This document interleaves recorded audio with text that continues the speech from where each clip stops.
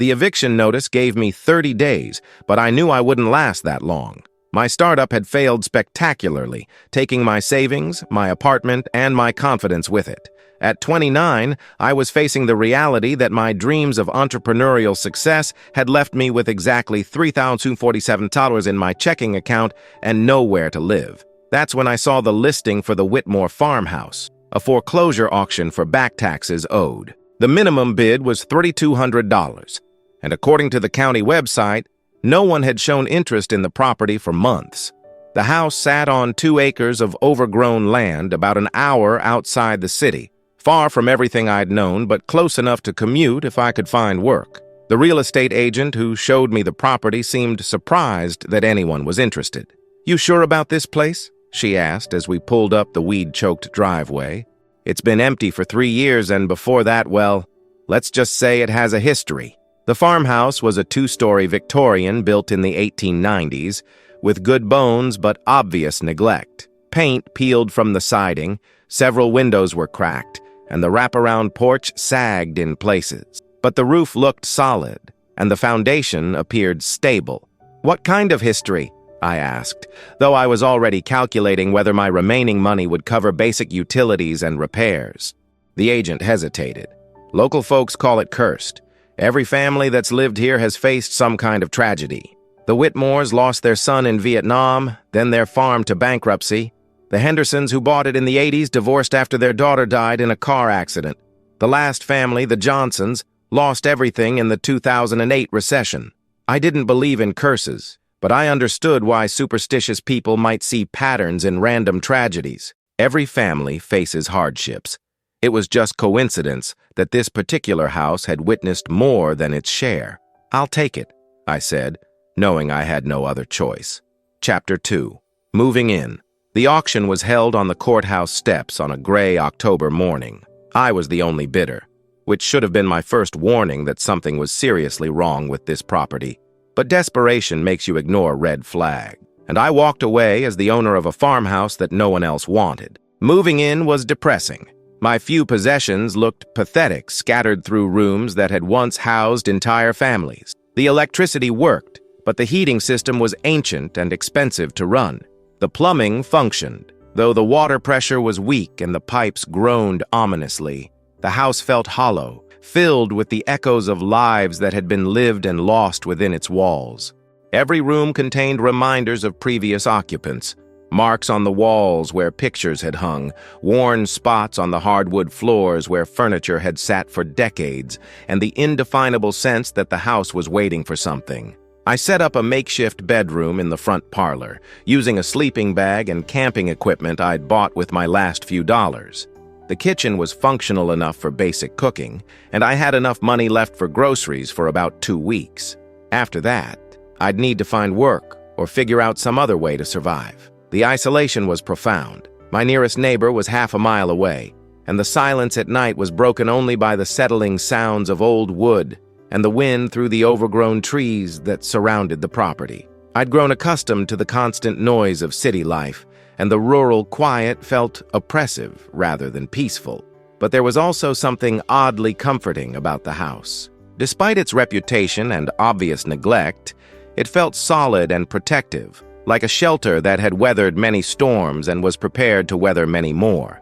The walls seemed to hold memories of better times, when the house had been filled with laughter and love instead of emptiness and regret.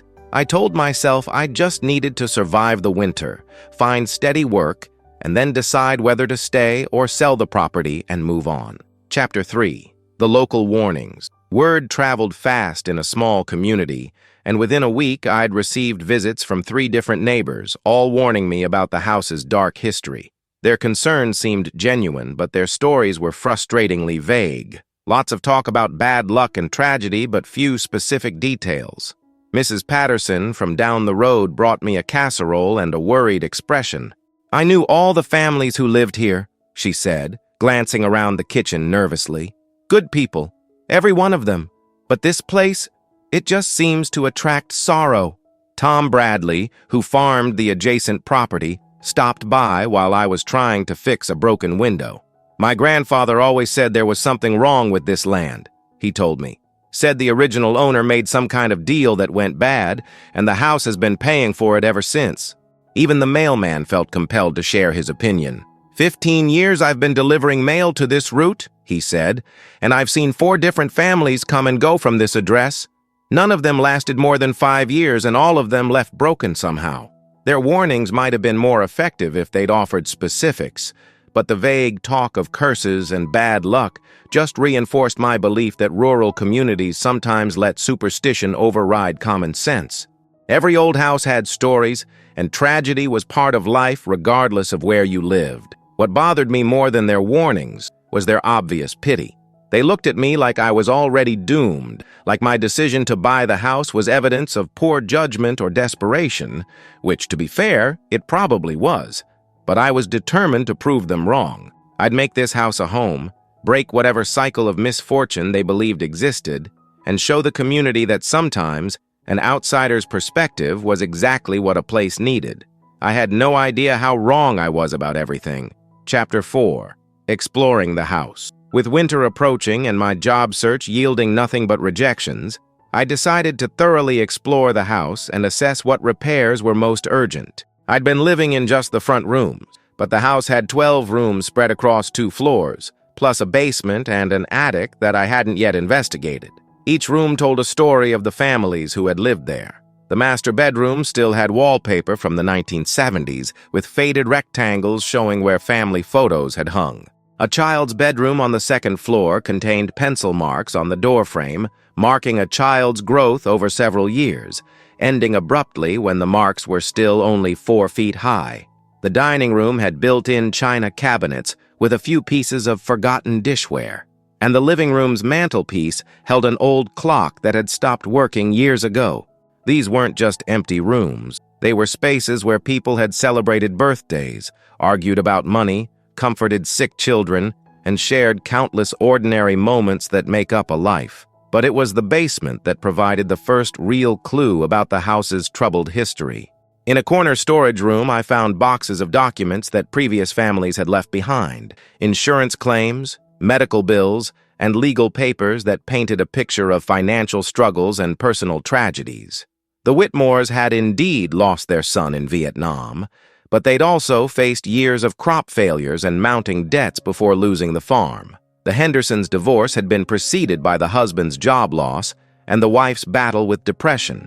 The Johnsons had struggled with medical bills for their autistic son while trying to maintain a small business that was failing even before the recession hit. These weren't supernatural curses.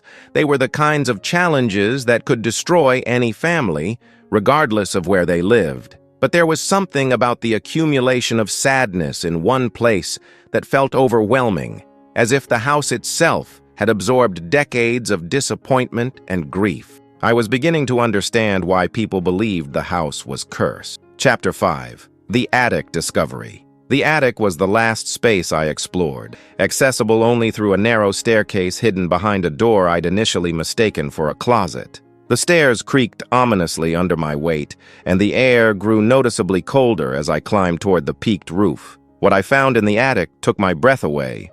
Instead of the empty space or random storage I'd expected, I discovered a carefully organized archive of the lives that had been lived in the house. Dozens of trunks, suitcases, and boxes were arranged along the walls, each labeled with family names and dates. The Whitmore collection included photo albums, military medals, and what appeared to be every letter their son had sent home from Vietnam. The Henderson materials contained wedding photos, baby clothes, and a heartbreaking collection of sympathy cards from their daughter's funeral. The Johnson boxes held business records, medical reports, and children's artwork that had been lovingly preserved despite their financial struggles. But there were other collections too, families I'd never heard mentioned, dating back to the house's earliest days. The original builder, Samuel Morrison, had left behind architectural drawings and construction photos. The Kowalski family from the 1920s had preserved immigration documents and letters written in Polish. Each collection represented a complete family history stored with care and attention to detail. It was clear that each family had added to the attic archive before leaving, creating a repository of memories and experiences that spanned over a century. But why had they left these precious belongings behind? And why had subsequent families continued the tradition instead of clearing out the space? As I opened the first trunk, I found a letter addressed to whoever comes next, written in careful handwriting and dated 1987.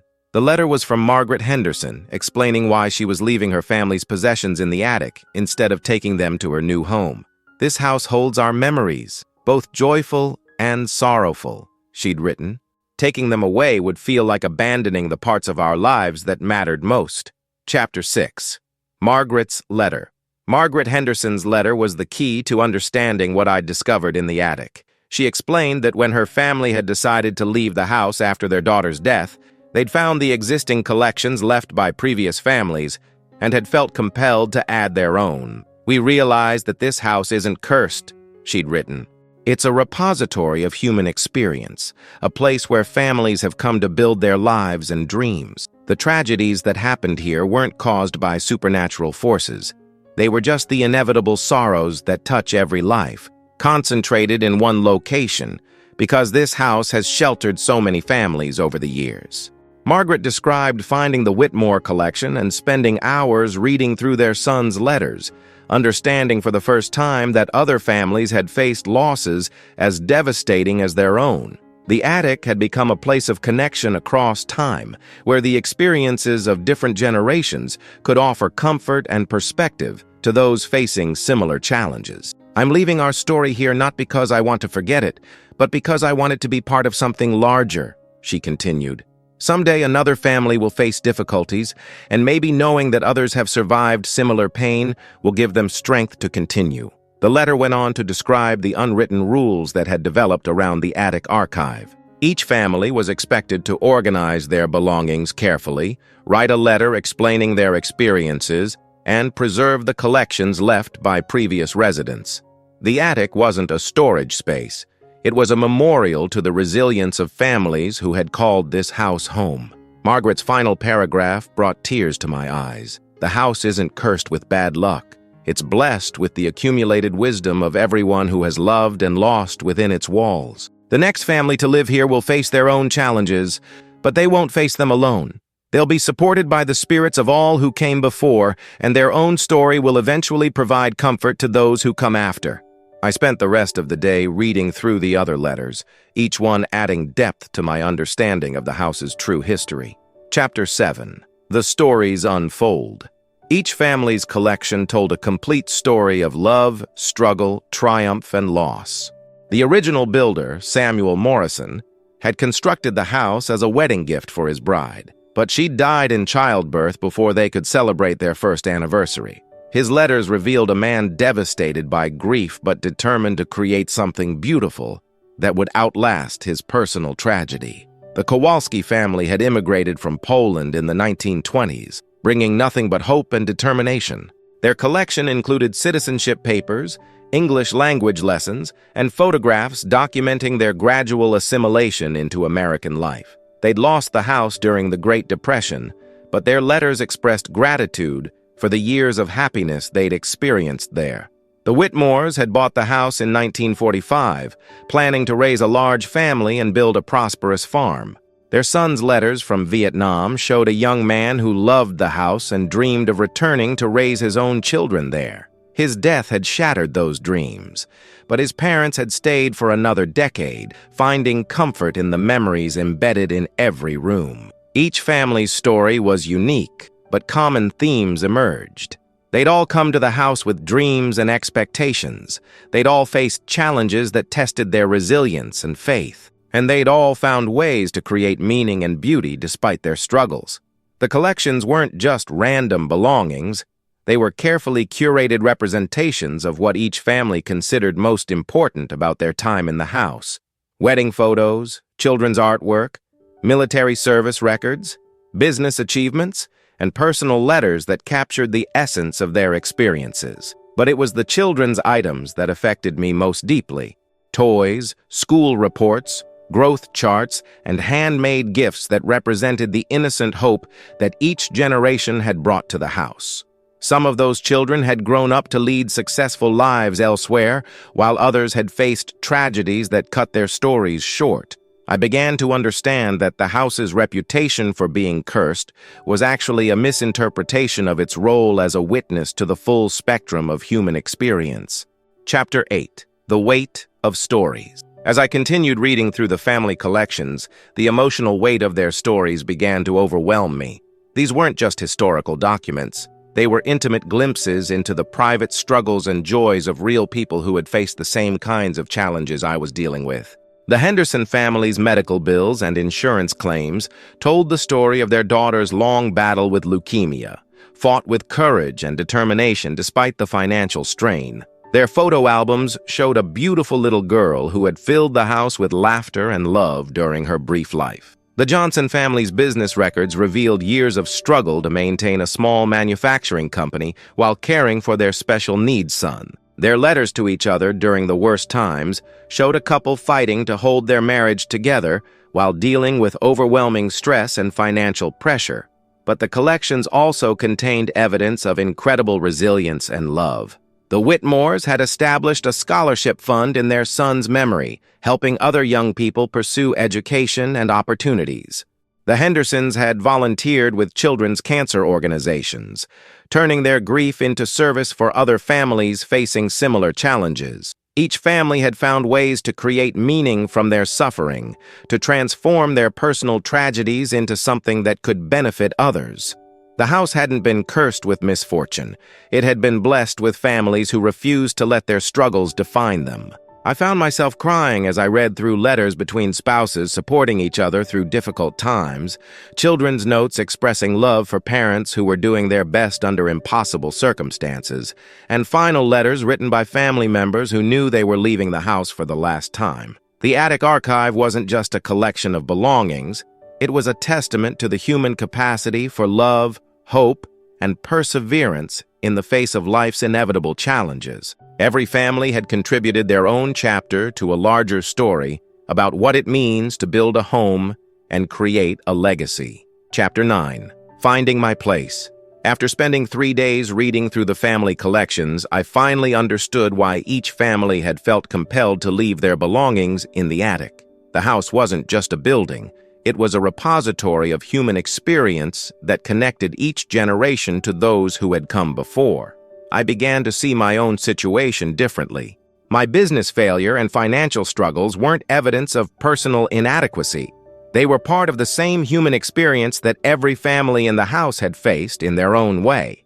The difference was that I had the benefit of their accumulated wisdom and perspective. The Kowalski family had lost everything during the Depression, but had rebuilt their lives through hard work and determination. The Whitmores had faced the ultimate tragedy of losing a child, but had found ways to honor his memory and help others. Each family had faced what seemed like insurmountable challenges and had found ways to survive and even thrive. I started a journal, documenting my own experience of living in the house and slowly rebuilding my life.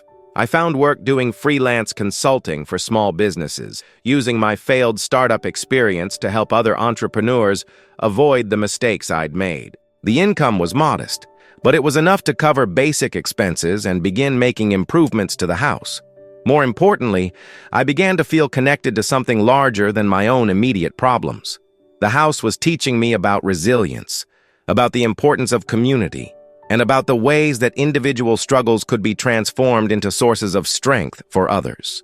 I started reaching out to my neighbors, not as the outsider who had bought the cursed house, but as someone who was learning to appreciate the deep history and strong community bonds that characterized rural life. Mrs. Patterson became a regular visitor, sharing stories about the families she'd known and helping me understand the house's place in the broader community. Tom Bradley offered to help with repairs and maintenance, and I began to understand that the house's reputation wasn't entirely negative. It was also seen as a place that needed protection and care. Chapter 10. The Community Connection. As winter turned to spring, I began to understand that the house's history was inseparable from the community's history. The families who had lived there hadn't been isolated. They'd been integral parts of a network of relationships that had sustained the rural community for generations. Mrs. Patterson shared stories about community barn raisings where the Whitmores had provided leadership and resources. The Hendersons had been active in the local church and school board, contributing time and energy even while dealing with their personal struggles. The Johnsons had employed several local residents in their small business, providing economic stability for other families. Each family had given back to the community in ways that extended far beyond their time in the house. Their contributions had created a legacy of service and mutual support that continued to benefit the area decades later. I began to see opportunities to continue that tradition. My business consulting work expanded to include helping local farmers develop marketing strategies and improve their operations. I started offering workshops on financial planning and business development, sharing the lessons I'd learned from my own failures and successes. The house became a meeting place for these activities, with the large dining room serving as a conference space and the front parlor hosting informal gatherings. For the first time in years, the house was filled with voices and laughter as people came together to share ideas and support each other's efforts. I also began working with the local historical society to document the stories I'd found in the attic. The family collections represented an invaluable record of rural life over more than a century, and the historical society was eager to preserve and share these stories with future generations. The project attracted attention from regional universities and museums, who saw the archive as a unique resource for understanding how American families had adapted to changing economic and social conditions over time. But the most meaningful development was the gradual change in how the community viewed the house. Instead of being seen as cursed or unlucky, it was beginning to be recognized as a place of historical significance and community value. Chapter 11. The Healing Process. A year after moving into the house, I realized that I had become part of its ongoing story rather than just a temporary resident. The business I'd built was thriving, providing valuable services to the local community while generating enough income to support both my needs and ongoing improvements to the property. But more importantly, I'd found a sense of purpose and belonging that had been missing from my life in the city. The house had taught me about resilience, community, and the importance of understanding my place in a larger historical narrative. I'd also begun a relationship with Sarah, a local teacher who shared my interest in preserving the area's history and supporting rural economic development. She'd helped me understand the educational value of the family collections and had worked with me to develop programs that brought students to the house to learn about local history. The attic archive had grown to include my own collection, business plans, correspondence, photographs, and personal reflections that documented my journey from failed entrepreneur to community member. I'd written my own letter to future residents, explaining what I'd learned about the house's true nature and the importance of understanding its role in the broader community. "This house isn't cursed," I'd written. "It's a place where people come to learn about themselves, their community, and their capacity for resilience in the face of life's challenges.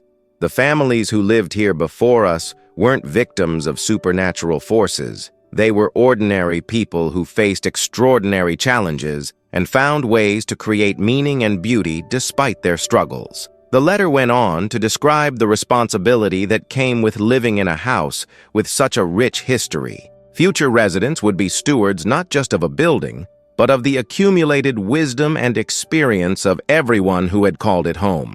The house had taught me that individual struggles were part of a larger human story, and that understanding that story could provide strength and perspective during difficult times. Chapter 12. The Legacy Continues. 2 years after buying the house with my last dollars, I stood in the attic surrounded by the family collections that had changed my understanding of home, community, and resilience. What had started as a desperate attempt to find affordable housing had become a journey of personal transformation and community connection. The house was no longer seen as cursed by the local community. Instead, it had become a symbol of continuity and resilience, a place where people came to understand their connection to the generations who had faced similar challenges and found ways to overcome them. I'd established a foundation to preserve and share the family stories, ensuring that future generations would have access to this unique record of rural American life.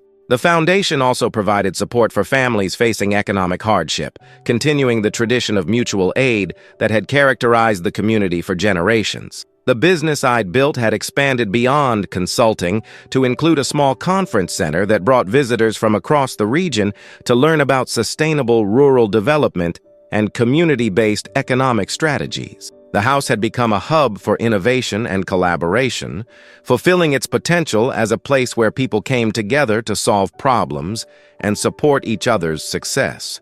Sarah and I had married in the house's front parlor, surrounded by friends and neighbors who had become our extended family. We were planning to raise our own children in the house, adding our story to the ongoing narrative of families who had found love, purpose, and meaning within its walls. The attic archive continued to grow, not just with our own materials, but with contributions from other community members who wanted to preserve their family stories as part of the larger historical record. The house had become a repository of collective memory, a place where individual experiences were woven into a larger tapestry of community life. Most importantly, I'd learned that the house's reputation for being cursed had been based on a fundamental misunderstanding of what it meant to face life's challenges. Every family experiences tragedy and struggle. The difference was that this house had witnessed more than its share simply because it had sheltered so many families over such a long period. Chapter 13. The Truth About Curses. 5 years after spending my last dollar on a house everyone called cursed, I finally understood the truth about the Whitmore farmhouse. It wasn't cursed with bad luck. It was blessed with the accumulated wisdom of everyone who had ever called it home. The tragedies that had befallen previous families weren't supernatural punishments. They were the inevitable challenges that touch every life, made more visible because this house had been home to so many families over more than a century. The real curse would have been allowing those stories to be forgotten or dismissed as mere superstition. The house had taught me that resilience isn't about avoiding hardship. It's about finding ways to create meaning and beauty despite the struggles we face. Every family who had lived here had contributed to that understanding, leaving behind not just their belongings, but their wisdom about how to survive and thrive in the face of adversity. I'd written a book about the house and the families who had lived there, sharing their stories with a broader audience and challenging the stereotypes about rural life and small communities. The book had attracted attention from historians, sociologists, and anyone interested in understanding how American families had adapted to changing circumstances over time. But the most important audience was the local community, who finally had a complete record of their own history and the contributions of the families who had shaped their area's development. The house had become a source of pride rather than superstition, a symbol of the community's resilience and continuity. The attic archive had been professionally cataloged and preserved, ensuring that future researchers would have access to this unique collection of primary source materials. Universities were sending students to study the archive, and the house had become a destination for anyone interested in rural American history. Sarah and I had welcomed our first child, a daughter who would grow up surrounded by the stories and wisdom of the families who had come before us. She would learn that home isn't just a place. It's a connection to the people who have shared our struggles and dreams across generations. The house that everyone had called cursed had become the foundation for a life of purpose, meaning, and deep community connection. What I'd found in the attic hadn't broken me down. It had built me up, connecting me to a legacy of resilience and hope that would continue long after my own story became part of the archive. The real curse would have been walking away from all that wisdom and allowing those stories to remain hidden in the darkness of an abandoned attic. Thank you for listening to this deeply moving story of discovery, resilience, and the power of understanding our connection to those who came before us. This tale reminds us that what we perceive as curses might actually be blessings in disguise, and that the most valuable inheritances are often the stories and wisdom of previous generations. The story of the Whitmore farmhouse shows us that every home holds memories and experiences that can teach us about resilience, community, and the human capacity to find meaning in the face of life's inevitable challenges. I'd love to hear from you in the comments below. Please let me know what part of the world you're listening from, and share any experiences you've had with old houses, family histories, or discoveries that changed your understanding of home and community. If this story touched your heart and made you think differently about the places we call home, please consider subscribing to the channel and sharing it with others. These stories matter because they remind us that we're all part of a larger human story, and that understanding that connection can provide strength and perspective during our own difficult times. Until next time, remember that the most valuable discoveries are often hidden in the places others fear to explore, and that sometimes what breaks us down is actually what builds us up into who we're meant to become.